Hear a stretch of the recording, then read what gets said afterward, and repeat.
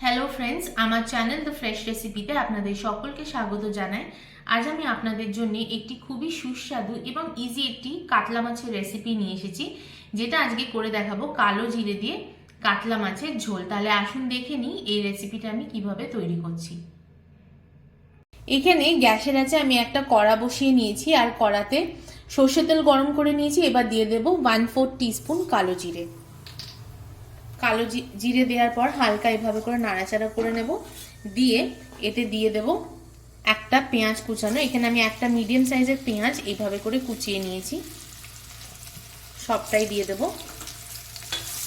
এইবার পেঁয়াজটাকে আমি হালকা লাইট ব্রাউন করে ফ্রাই করে নেব।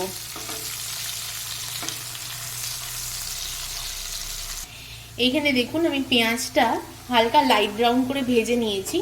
ঠিক এই সময় আমি এতে দিয়ে দেব টমেটো। এখানে আমি একটা মিডিয়াম সাইজের টমেটো নিয়েছি আর 3টে কাঁচা লঙ্কা নিয়েছি, দিয়ে দেব।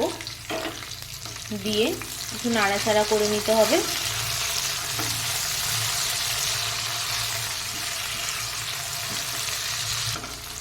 এইবার এটা হালকা নাড়িয়ে ছাড়িয়ে দেওয়ার পর এতে দিয়ে দেব 1 চামচ আদা বাটা আর 1 চামচ দেব রসুন বাটা। দিয়ে খুব ভালো করে এটা নাড়িয়ে এইবারে এই মশলাটা খুব ভালো করে আমি কষিয়ে নেব। ততক্ষণ কষাবো যতক্ষণ না আদা রসুনে যে একটা কাঁচা গন্ধ থাকে সেটা যতক্ষণ না চলে যায়।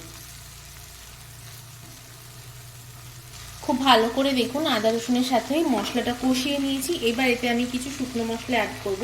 প্রথমে দেব 1/4 টিস্পুন হলুদ, তারপরে দিয়ে দেব 1/2 চামচ পরিমাণ লঙ্কার গুঁড়ো, লাল লঙ্কার গুঁড়ো দিলাম। এটা নিজেদের স্বাদ অনুযায়ী দিয়ে দেবেন।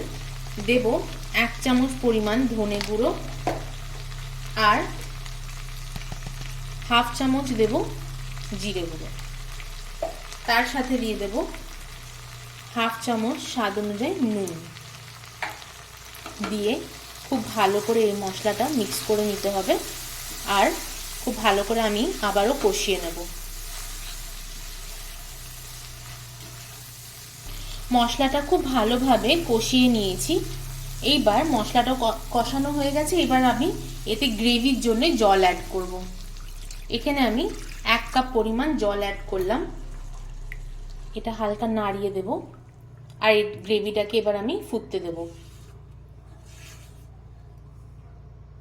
গ্রেভিটা দেখুন ফুটে গেছে। এইবার এতে ভেজে রাখা মাছগুলো দিয়ে দেবো। এখানে আমি 4 পিস কাতলা মাছ নিয়েছি। মাছে নুন হলুদ মাখিয়ে 15 মিনিট রেখে তারপর আমি এইভাবে করে গোল্ডেন ব্রাউন করে ভেজে নিয়েছি। এইবার ভেজে রাখা মাছগুলো আমি ঝোলে দিয়ে দেবো। গ্রেভির পরিমাণটা কিন্তু নিজেদের ওপর, আপনারা যে যতটা গ্রেভি রাখতে চান আর কি। এইবার মাছ দিয়ে মাছটা একটু উল্টে পাল্টে দেবো। আবারও মাছের সাথে গ্রেভিটা আমি ফুটতে দেবো। এখানে দেখুন মাছ দেওয়ার পর গ্রেভিটা ফুটে গেছে।